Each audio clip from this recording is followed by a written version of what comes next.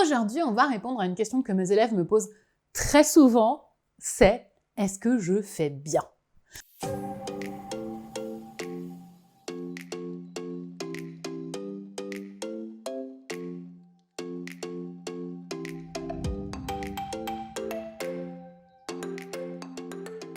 Bonjour et bienvenue dans cette vidéo. Je suis Pauline de Barba, je suis éducateur canin professionnel et aujourd'hui, on va voir si ce que vous faites avec votre chien, c'est bien. Comme je vous le disais en introduction, c'est une question que mes élèves me posent très souvent. Ils sont toujours dans le doute, ils se demandent si ils font les bons choix, ils appliquent les bonnes méthodes, si ce qu'ils font avec leur chien, c'est ce qu'il faut faire. C'est normal, hein, si vous venez voir un éducateur canin, c'est forcément que vous vous posez des questions sur l'éducation de votre chien et que vous avez besoin de conseils. Je suis là pour ça et c'est mon rôle.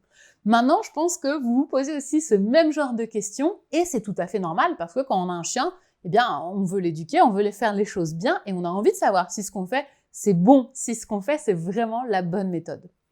Alors, il y a une réponse très simple que je leur fais systématiquement, qui est en fait une autre question que je leur pose, c'est est-ce que ce que tu fais fonctionne?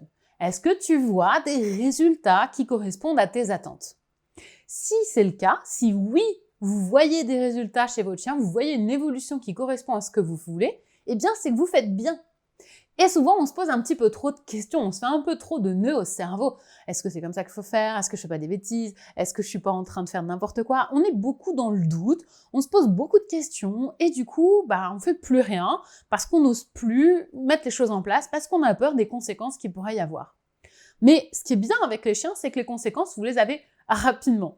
Si vous mettez en place telle méthode d'apprentissage pour que votre chien ne tire plus en laisse et que vous voyez que votre chien tire de moins en moins en laisse, c'est bien que ce que vous faites fonctionne. Donc du coup, continuez, c'est super. Ayez confiance en vous, ayez confiance dans ce que votre chien vous montre, c'est lui le meilleur indicateur en fait. Quand vous allez voir des progrès, quand vous allez voir des améliorations, c'est que ce que vous faites, c'est la bonne chose et que vous êtes dans la bonne direction.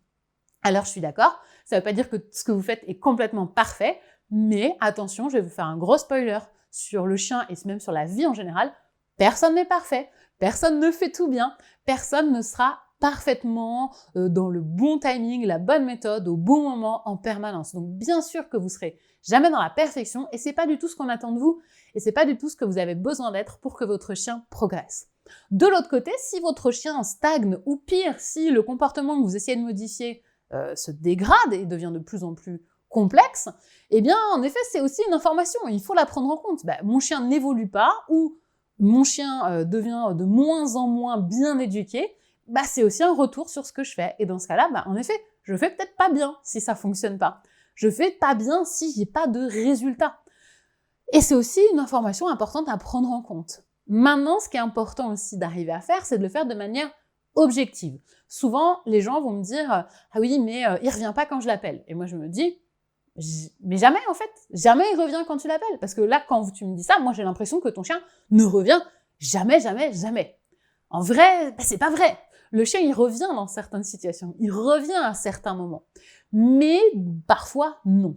Et du coup, ce qui est intéressant de voir, c'est où est le progrès là-dedans? Est-ce que c'est mieux que d'habitude? Pour ça, c'est intéressant de prendre des notes, de suivre un petit peu l'évolution de votre chien pour savoir exactement où vous en étiez au début et où vous en êtes maintenant et de voir s'il y a une évolution. Je vais vous donner un exemple très simple, mais je pense qu'il est très parlant. Quand je travaillais avec Sky sur sa réactivité sur les autres chiens, qui s'est déclenché vers l'âge de 1 an et sur lequel on a travaillé en gros jusqu'à l'âge de 2 ans, 2 ans et demi, même si aujourd'hui c'est toujours quelque chose auquel je fais attention, mais clairement j'ai beaucoup moins besoin de mettre l'accent dans mon travail sur ça. Eh bien, quand j'allais en concours d'agility, les premières fois, c'était très compliqué parce que il y a plein d'autres chiens, les gens les tiennent pas forcément en laisse, ils font pas forcément attention, et il arrivait que Sky réagisse sur beaucoup de chiens pendant les concours d'agility. Par exemple, le premier concours d'agility que j'ai fait, il a réagi sur à peu près une 20aine de chiens. Au bout de quelques concours d'agility et le travail que je mettais en place, eh bien, je me souviens très bien d'être rentrée dans un concours d'agility et de m'être dit « Ah, c'est trop chouette, il a réagi que sur 5 chiens aujourd'hui !» C'est pas parfait, on est d'accord, il a quand même réagi sur d'autres chiens. Mais c'était beaucoup moins qu'au début. Et donc, il y a vraiment eu une évolution. J'avais une donnée objective qui était que avant il réagissait sur 20 chiens, et là, il a réagi que sur 5 chiens. Donc, c'est bien qu'on progresse, c'est bien qu'on avance, c'est bien que ça fonctionne. Le chien va pas se transformer comme ça du jour au lendemain, mais si je vois petit à petit que le comportement s'améliore, que j'ai de moins en moins de problèmes, que le chien est de plus en plus à l'écoute et répond de mieux en mieux à ce que je lui demande, c'est bien qu'on est en train de progresser. Voilà donc pour cette vidéo que j'avais vraiment envie de vous faire. Finalement, c'était pas tant parler des chiens que de parler de vous et de vos rapports à votre chien et à votre travail, mais c'est tout aussi important que de vous apprendre des méthodes ou des techniques, parce que si c'est des choses que vous mettez pas en place ou que vous n'avez pas confiance dans ce que vous faites, ben ça marchera pas non plus. Donc j'espère que ce type de vidéo vous plaît, n'hésitez pas à me le dire dans les commentaires et j'en ferai d'autres avec plaisir.